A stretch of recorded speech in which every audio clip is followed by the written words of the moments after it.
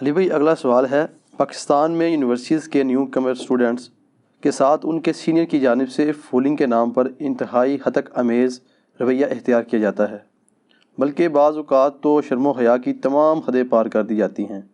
اسلام میں اس طرح کی فولنگ کرنا کہاں تک درست ہے؟ اس طرح کی فولنگ کرنا حرام ہے اور جہنم میں لے جانے والا کام ہے، یہ ہے ورڈکٹ میری طرف سے۔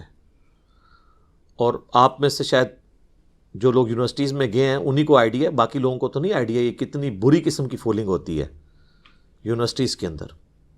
ایون ہمارے جو ریاستی ادارے ہیں ان کے ہاسٹلس کے اندر بھی اس قسم کی فولنگ ہوتی ہے، بڑی فوش قسم کی فولنگ اور بڑی ہتک امیز قسم کی فولنگ۔ بعض لوگوں نے فولنگ کی وجہ سے یونیورسٹیز چھوڑ دی ہیں، بعض بچے ایسے ہیں جنہوں نے خودکشیاں کر لی۔ اب انسان ویسے حیران ہوتا ہے یہ کیسے ہو گیا خودکشی کر لی؟ سر ہر بندے کا ٹیمپرامنٹ ایک جیسا نہیں ہوتا۔ بعض لوگ ایک چھوٹی سی بات کو اتنا دماغ پہ سوار کرتے ہیں کہ وہ اپنے آپ کو نقصان پہنچا دیتے ہیں۔ بعض تو ایسے ہوتے ہیں دوسرے کو جا کے مار دیتے ہیں، بعض ایسے ہیں جو اپنے آپ کو مار لیتے ہیں، بعض لوگ کہتے ہیں میں پڑھوں گا ہی نہیں۔ تو اس قسم کی فولنگ کرنا نیو کمرز کے لیے تو آپ کو ایک سینئر کے طور پہ انہیں گائیڈ کرنا چاہیے۔ اس لحاظ سے میں کہوں گا ہماری جو مذہبی تنظیمیں ہیں نا یونیورسٹیز کے اندر، چاہے وہ تبلیغی جماعت ہو، دعوت اسلامی ہو، جمعیت والے ہوں، یہ سب وہ لوگ ہیں جو نیو کمرز کو فولنگ سے بچاتے ہیں، چاہے وہ اسلامی یونیورسٹی ہو، انجینئرنگ یونیورسٹی ہو، باقی یونیورسٹیز ہوں۔ اس میں ان کا اپنا بھی غرض ہوتا ہے کل کو ہمارے ساتھ اٹیچ ہوں گے، لیکن پھر بھی بڑی نعمت ہے۔ میں نے خود اپنی یونیورسٹی کے ہاسٹل میں، میرے ہاسٹل میں جتنے عرصہ میں رہا ہوں پورا سال 2 سال میں نے نیو کمرز اسٹوڈنٹ ساتھ اپنے رکھے ہیں، صرف اس وجہ سے کہ وہ شروع میں تنگ کرتے تھے ان کو سینئرز، تو وہ پھر بعض اوقات لوگ ڈسارڈ ہو جاتے ہیں، سب کچھ چھوڑ کے چلے جاتے ہیں۔ تو اس طرح کی فولنگ کرنا جس میں آپ اس کی ایسی تذلیل کر دیں اور فحاشی کو پروموٹ کریں، یہ بالکل حرام ہے، اور یہ بتانے کی ضرورت نہیں، ان کو خود بھی پتہ ہے یہ حرام ہے۔ سورۃ الحجرات میں اللہ تعالیٰ نے فرمایا ہے کہ نہ تو مؤمن مرد ایک دوسرے کا مذاق اڑائیں، ایک دوسرے کے برے نام رکھیں، اور نہ مومن عورتیں۔ اور پھر اللہ تعالیٰ نے اس پہ فتویٰ دیا ہے کہ ایمان لانے کے بعد کسی شخص کا فاسق ہونا یہ کتنی بڑی برائی ہے اس کے حق میں۔ تو اللہ نے فرمایا ایسا بندہ فاسق ہے جو یہ حرکت کرتا ہے، یعنی گناہ کبیرہ کا مرتکب ہے۔ اور یہ حدیث تو آپ نے اکثر سنی ہے، بخاری اور مسلم دونوں میں ہے کہ مسلمان وہ ہے جس کے ہاتھ اور زبان سے دوسرے مسلمان محفوظ رہیں۔ اور ایک اور حدیث ہے بخاری اور مسلم میں، نبی صلی اللہ علیہ وآلہ وسلم نے فرمایا کہ مؤمن وہ ہے جو اپنے بھائی کے لیے بھی وہی پسند کرتا ہے جو اپنے لیے پسند کرے۔ تو پھر اس طرح تو کوئی تکلیف نہیں دے گا کسی کو۔ پھر صحیح بخاری میں حدیث ہے کہ جو شخص مجھے 2 چیزوں کی گارنٹی دے دے، اپنی زبان کی اور شرمگاہ کی، میں اسے جنت کی گارنٹی دیتا ہوں۔ بخاری اور مسلم دونوں میں حدیث ہے کہ بعض اوقات اللہ تعالی کی نافرمانی کا کوئی شخص ایسا جملہ اپنی زبان سے نکال دیتا ہے جس کی طرف اس کی توجہ بھی نہیں ہوتی، اور وہ مشرق اور مغرب کے فاصلے کے برابر اتنی چوڑی جو یعنی گھاٹی گہرائی کے اعتبار سے اس میں جہنم کی جا کے گرتا ہے، اور اس کی توجہ بھی نہیں ہوتی کہ میں نے یہ کیا کلمہ نکال دیا اپنی زبان سے۔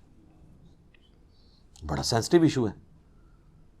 جامعہ ترمذی میں حدیث ہے، موقوفاً ہے، وہ صحابی کہتے ہیں کہ نبی الاسلام کے ریفرنس سے بھی موجود ہے، موقوفاً بھی ہے کہ کسی کو عیب مت لگاؤ، کسی کا مذاق مت اڑاؤ، کسی کو آر مت دلاؤ۔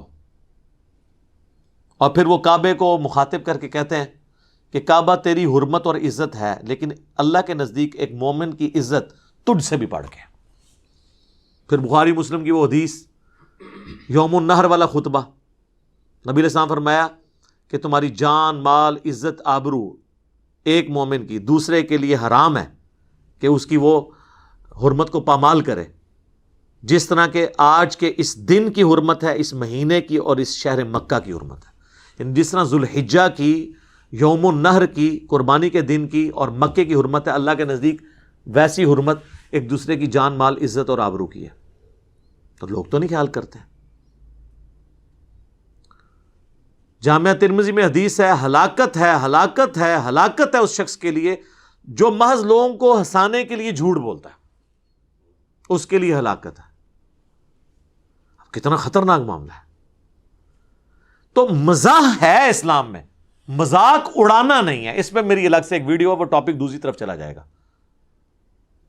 صحیح بخاری میں حدیث ہے, نبی علیہ السلام نے فرمایا دیکھو کسی شخص کا اگر کسی دوسرے شخص کے اعتبار سے اس پہ حق نکلتا ہے نا, تو دنیا میں ہی معافی تلافی کر لو, قیامت کے دن یہ معافی تلافی نہیں ہوگی بلکہ اپنی نیکیاں دینی پڑیں گی, اور جس کی نیکیاں بھی ختم ہو جائیں گی اسے اپنے جو دوسرے کے گناہ اپنے نامہ اعمال میں ڈلوانے پڑیں گے, تب اس کی خلاصی ہوگی. یہ صحیح بخاری کے الفاظ ہیں, اور مسلم شریف میں تو اس سے بھی آگے ہیں.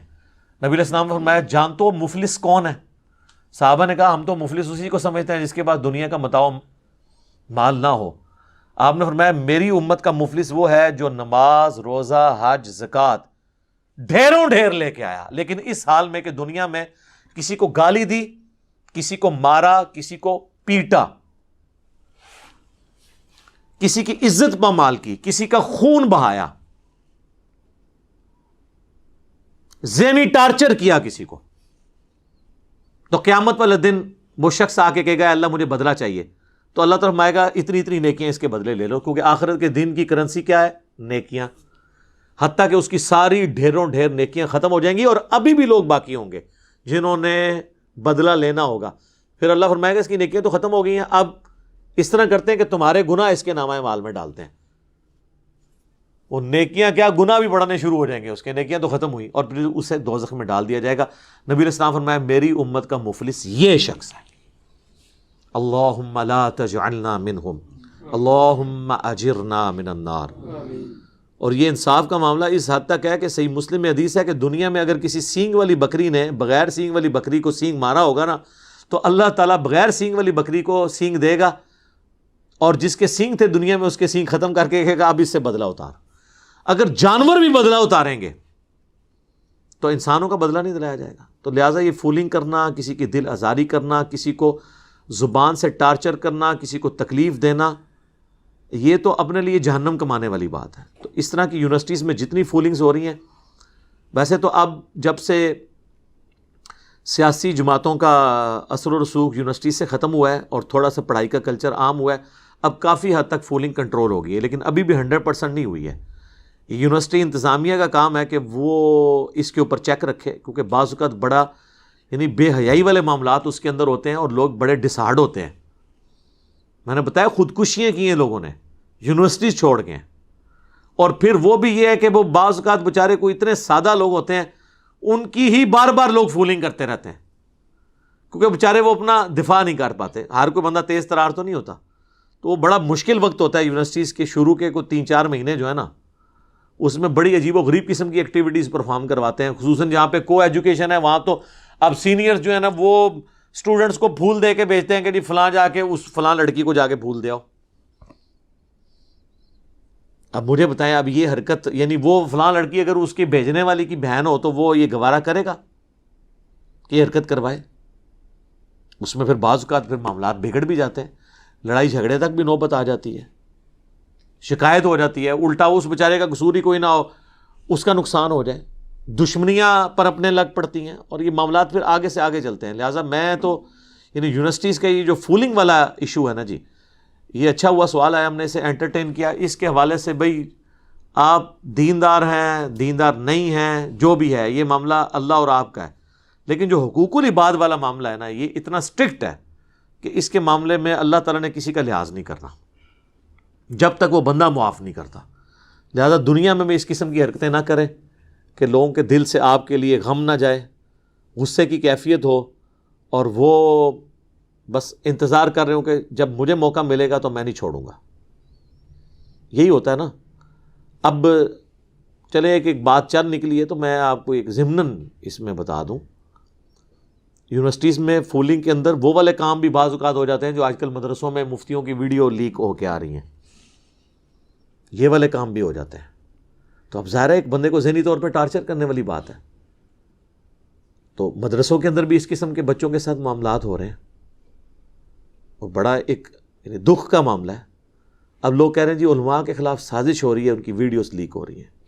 سر سازش تب ہو رہی ہو جب آپ کے علماء کی یہ ویڈیوز گن پوائنٹ پہ بنوائی جائیں, جب ان کی ویڈیوز انہوں نے اپنی مرضی سے بنائی ہوئی ہیں, یعنی اس اعتبار سے کہ کام انہوں نے خود کیا، کسی نے چوری چھپے بنائی ہیں، تو ان کے خلاف سازش تو نہیں ہے، یہ وہ خود انہوں نے اپنے خلاف سازش کی ہے۔ تو ایک تلخ حقیقت ہے کہ یہ ویڈیوز اب آنا شروع ہوئی ہیں، یہ کام پہلے سے یہ لوگ ڈالتے ہیں، ان کو چھوڑتے ہیں۔ میں ان کو ان کے بزرگوں کا حوالہ دیتا ہوں۔ تاریخ ابن کثیر جو ہے نا، ابن کثیر جو ہیں یہ شاگرد ہیں امام ابن تیمیہ کے، اور بریلوی دیوبندی اہل حدیث تینوں کے نزدیک ان کی تفسیر ابن کثیر قرآن کی مانی جاتی ہے۔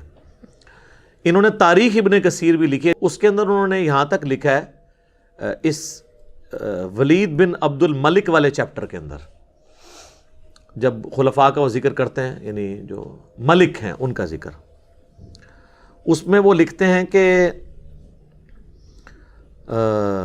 ہمارے جو مسلمانوں کے حکمران ہیں، حکومتی عہدے دار ہیں، قاضی ہیں یعنی ججز، اور مذہبی پیشوا، اور یہ جتنے انہوں نے دینی سارے وہ عہدے گنوا کے نا ایک ایک کا ذکر کر کے، ہم انشاءاللہ جے پی جی ڈال دیں گے عربی والا، کیونکہ اردو ترجمے میں انہوں نے اس کو کھا ہی دیا ہے، کیونکہ ترجمہ کرنے والے خود اس میں بیچ میں آ رہے ہوتے ہیں نا، ان کے مدرسے آ رے ہوتے ہیں۔ یہ سارا لکھا انہوں نے کہا یہ سب کے سب قوم لوط والے عمل میں مبتلا ہیں سوائے چاند ایک کے۔ یہ 700 سال پہلے کی بات ہو رہی تھی، ہن کتنا کام چکیا ہوئے گا۔ اور پھر آگے انہوں نے لکھا ہے کہ آپ جب سفر پہ جائیں تو اپنے بچوں کو، وہ کہتے ہیں نا دوا جو ہے بچوں کی پہنچ سے دور رکھیں، انہوں نے کہا اپنے بچوں کو ان کی پہنچ سے دور رکھیں سفر کے دوران، یعنی جو علماء کرائم ہے، یعنی علماء سو کی بات کر رہا ہوں، عزت والے علماء کی نہیں بات کر رہا، علماء حق کی بات نہیں کر رہا۔ تو یہ تو آپ چھوڑ دیں۔ یہ ارواح ثلاثہ کتاب ہے جس میں 3 ارواح ثلاثہ 3 روح ہیں، 3 بزرگوں کے حالات زندگی ہیں اس میں، دیوبند کے۔ اس میں حکایت لکھی ہوئی ہے کہ رشید احمد گنگوئی صاحب جو ہے نا، اور قاسم نانوتوی جنہوں نے مدرسہ دیوبند بنایا، قاسم نانوتوی، یہ وہی قاسم نانوتوی ہیں جن کے بارے میں اسی کتاب میں لکھا ہے کہ مرنے کے 6 سال کے بعد قبر سے نکل کے مولویوں کی صلح کروا کے دوبارہ قبر میں چلے گئے، خواب میں نہیں بیداری میں۔ یہ وہ والے مشہور زمانہ قاسم نانوتوی صاحب جنہوں نے مدرسہ دیوبند بنایا۔ تو ان کے بارے میں لکھا ہوا ہے کہ ان کو رشید احمد گنگوئی صاحب جو ان کے شیخ تھے، وہ کہنے لگے کہ میاں آپ ہمارے ساتھ بستر پہ لیٹ جائیں۔ وہ بڑے عجیب و غریب قسم کے الفاظ ہیں، میں تو اس طرح کے پڑھ کے بھی نہیں سناتا، آپ کو جے پی جی لگا دیں گے، آپ خود پڑھ لیجیے گا۔ وہ اپنے ساتھ لٹاتے ہیں، پھر خود ساتھ ان کے لیٹ جاتے ہیں، اس کے بعد وہ پھر کروٹ ان کی طرف کرتے ہیں، پھر ان کے سینے پہ عاشق صادق کی طرح ہاتھ رکھتے ہیں۔ یہ الفاظ موجود ہیں، عشق مجازی ہوئے گا، جس طرح مادھو لال سہندہ بھی عشق مجازی ہے، ہندو منڈا تے بابا جڑا مسلمانہ دا، ٹھیک ہے جی۔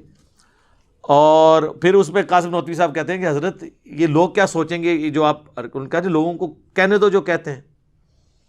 تو اب آپ یہ چیز دیکھیں، یہ ساری چیزیں وہ پبلکلی کر رہے تھے، پبلکلی اتنا ہی کر سکتے تھے نا، اگلا سٹیپ تو وہ چپ چپ آگے ہوتا ہے نا، پبلکلی یہی کچھ ہی ہو سکتا ہے نا، اس سے آگے تو پبلکلی تو نہیں کر کے دکھا سکتے۔ تو جتنا پبلکلی زیادہ سے زیادہ پاسبل تھا انہوں نے کر کے دکھایا ہے، اور اس سے بڑی بیوقوفی ان لوگوں کی جو یہ پرنٹ کر رہے ہیں۔ اب ہم پہ تو نہیں غصہ کھانا چاہیے، یہ پرنٹ تو آپ لوگ خود کر رہے ہیں، یہ نہیں ہے کہ یہ بریلویوں نے پرنٹ کیا ان کے بارے میں، یہ تو خود انہوں نے پرنٹ کیا اپنے بارے میں۔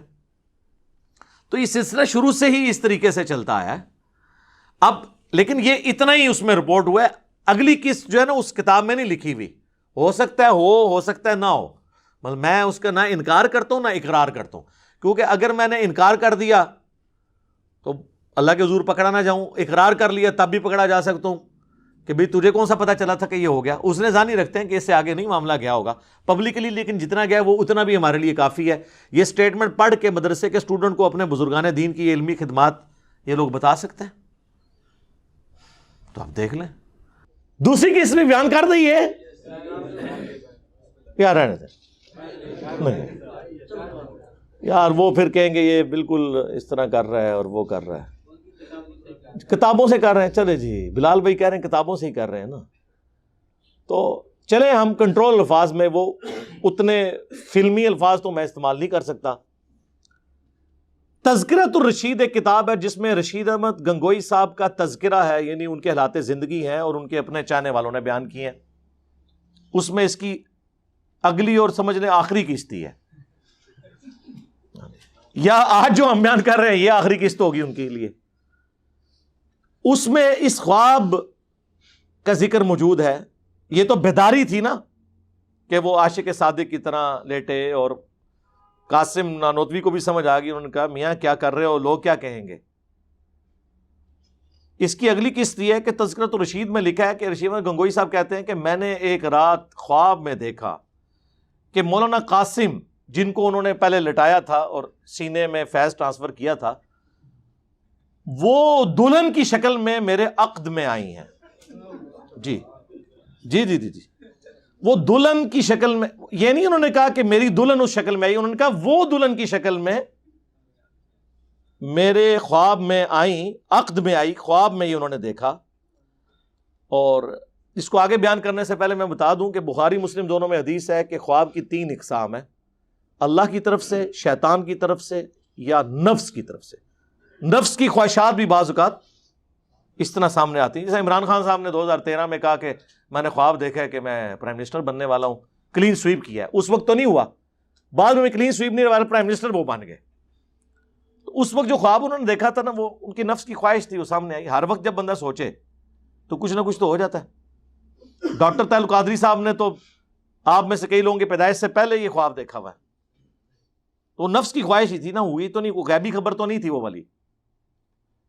تو کہتے ہیں نہیں، میں نے خواب میں دیکھا کہ وہ جو ہیں وہ دلہن کی شکل میں میرے پاس آئی ہیں، اور پھر وہ ان کا نکاح ہوا، اس کے بعد پھر روحانی اولاد بھی ہوئی۔ ہاں جی، اور اس کے بعد یار یہ اگر کسی کو خواب آیا بھی تھا تو ظالموں اس کو لکھنے کی کیا ضرورت تھی؟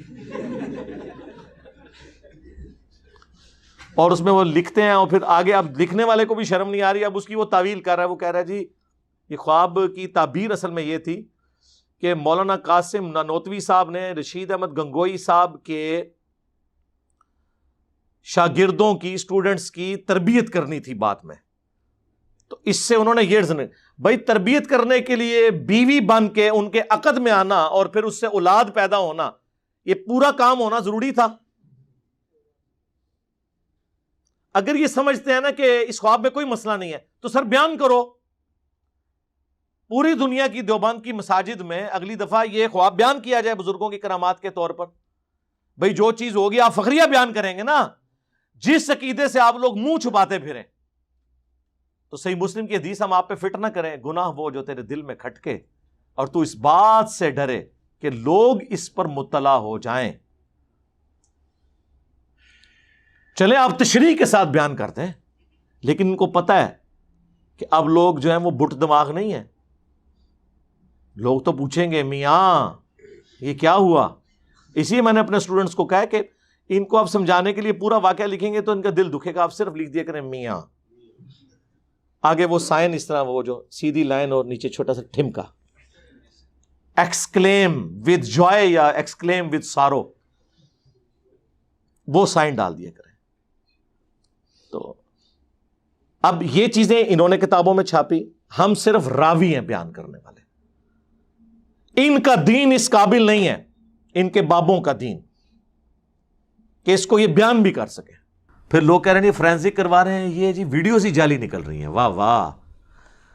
اور ایک مفتی صاحب کہتے ہیں کہ جی وہ چہرہ میرا دھاڑ نیچے کسی اور کا لگا ہوا ہے، تو آپ جو چہرے سے بھی جو کچھ کر رہے ہیں، جو آپ یعنی اس سے اذکار کر رہے ہیں، وہ سارے لوگوں کو نظر نہیں آ رہے، اس چہرے سے جو پھول جھاڑ رہے ہیں وہ لوگوں کو نظر نہیں آ رہے ہیں، دھاڑ اگر کسی اور کا لگا ہوا ہے سب کو نظر آ رہا ہے۔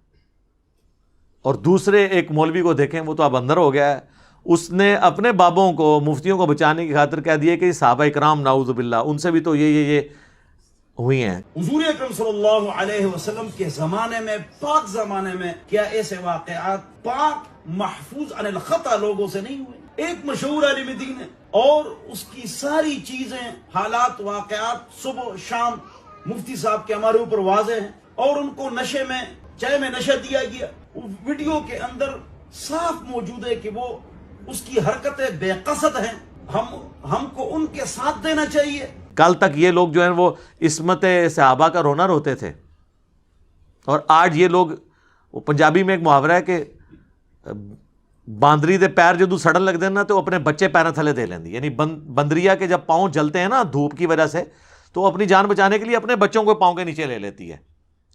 تو جب ان مفتیوں نے دیکھا کہ مطلب ہماری عزت سٹیک پہ لگنے لگی ہے، انہوں نے پھر صحابہ کرام کا نام یوز کرنا شروع کر دیا. پنڈی میں ایک دیوبندیوں کا بڑا مفتی ہے.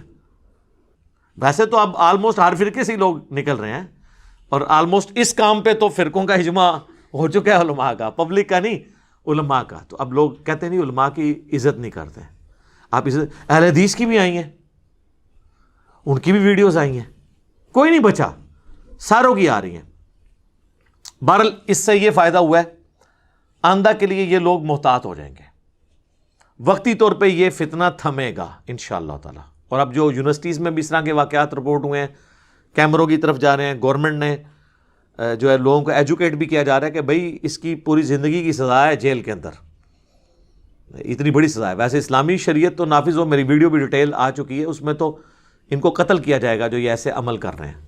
اور مفعول بھی اگر رضامند تھا تو دونوں قتل ہوں گے، اور اگر صرف فاعل نے زبردستی کیا ہے تو صرف اسے قتل کیا جائے گا. جامع ترمذی میں، ابو داؤد میں یہ ساری احادیث موجود ہیں. میں نے ڈیٹیل کے ساتھ پچھلے دنوں ویڈیو ریکارڈ کروا دی، وہ آپ دیکھ لیں. قوم لوط والا عمل مدارس میں، اور مفتی عزیز الرحمان سکینڈل کے نام سے، تو آپ کو پتہ چل جائے گا. تو فولنگ سے بات شروع ہوئی تھی تو یہاں تک چلی گئی. چونکہ میں نے وہ رٹی رٹائی باتیں تو نہیں کرنی ہوتی، جو بھی کرنٹ افیئر چل رہے ہوتے ہیں میں ساتھ اس کو ایڈجسٹ کر دیتا ہوں تاکہ ریکارڈنگ میں آ جائے. کہتے ہیں نا جی موضوع نہ بنایا کریں، ویسے راہ چلتے بات ہو جائے. یہ بھی ایک علماء کا ہوتا ہے کہ آپ جمل صفین نہروان کو موضوع نہ بنائیں، ہاں راہ چلتے کو حدیث بیان کر دیں. انبیاء کرام کی جو اجتہادی خطائیں قرآن میں ذکر ہوئی ہیں ان کو موضوع نہ بنائیں، ہاں تلاوت کے دوران کبھی ترجمہ تفسیر کلاس میں آ جائے تو اس طرح بیان کر دیں.